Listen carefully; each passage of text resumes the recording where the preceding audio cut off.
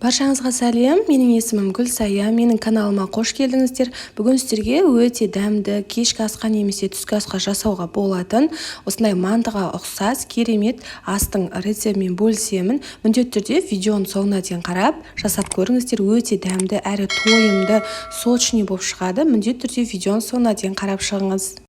Ең алдымен қамырын дайындайтын боламыз. Яғни ыдысымызға суымызды құйып, үстіне 1 шай қасық болатындай тұзымызды салып, және де 1 жұмыртқамызды салып, жақсылап араластырып аламыз. Барлығын араластырып болғаннан кейін үстіне ұнымызды салып, жақсылап қамыр илейміз.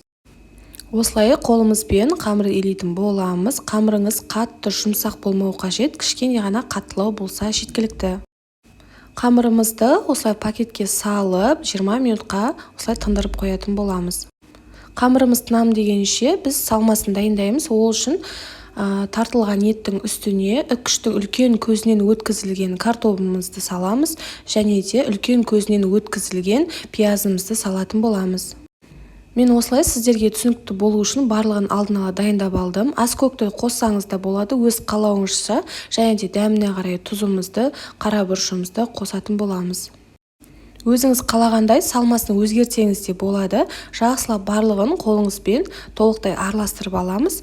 Осылай біздің салмамыз дайын болады. Мінекей бізде 20 минут уақыт өткеннен кейін қамырыңызды пакетіңізден алып, жақсылап қолыңызбен иін қандырамыз да, ұнның көмегімен, ұн себе отыра, осы оқтаудың көмегімен жақсылап дөп-дөңгелек қылып жайып алатын боламыз. Міндетті түрде қамырыңыз жұқа болып жайылуы қажет, осылай жұп-жұқа етіп жайып алатын боламыз. Мінекей мен жайып алдым. Жайып алғаннан кейін дәл осы видеодағыдай жасап шығатын боламыз. Яғни бұрыштарын келтіріп, қамырымызды 4 бұрышты қылып алатын боламыз. Және де сол келтірілген жерден кесіп шығамыз да 4 бөлікке дәл осы видеодағыдай кесіп шығатын боламыз. Ешқандай да қиындығы жоқ. Сіз алдын ала жасап, бұны тоңазытқышқа қатырып қойсаңыз да болады. Енді салмасын салып шығамыз. Дәл осылай қасықтың көмегімен ұзынша етіп ортасына салып шығамыз. Ешқандай да қиындығы жоқ. Жиегінен кесіп алып тастаған қамырымызға да оны тастамай, тағы да оларға салып шығатын боламыз.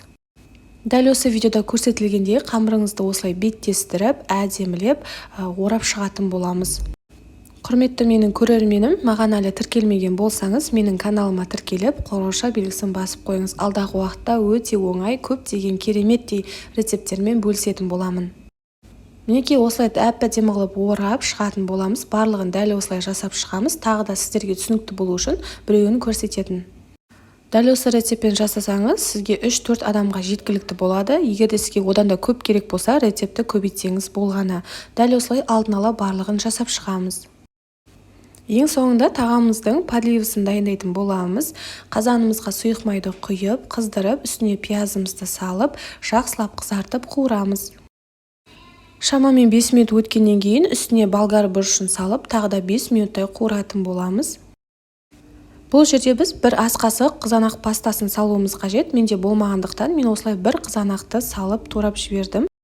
Баяу отта 10 минуттай қуырамыз, және де осы картобымызды жақсылап турап, осылай мен осы ирек пышақпен турап шықтым, әдемі көріну үшін. Картобымызды салып, жақсылап араластырып, дәміне қарай бұрышымызды және тұзымызды салып, жақсылап тағы да 1 рет араластырып жібереміз да 10 минутқа баяу отта қалдырамыз. Дәл осы видеоның астына толық рецептін қалдыратын боламыз, сол жерден қарай аласыздар.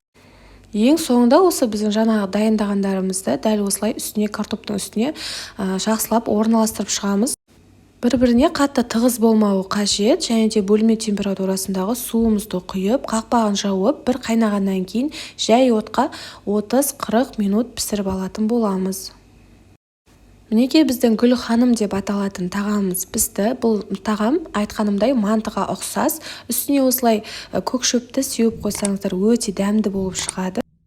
Міндетті түрде жасап көріңіздер, өте тойымды, кешкі немесе түскі астардың бірі. Сіздерге ұнайтынына 100% сенімдімін. Егер де менің видеом ұнаса, менің каналыма тіркеліп, қоңырауша белгісін басуды ұмытпаңыздар. Сіздермен болған Гүлсая, ас болсын.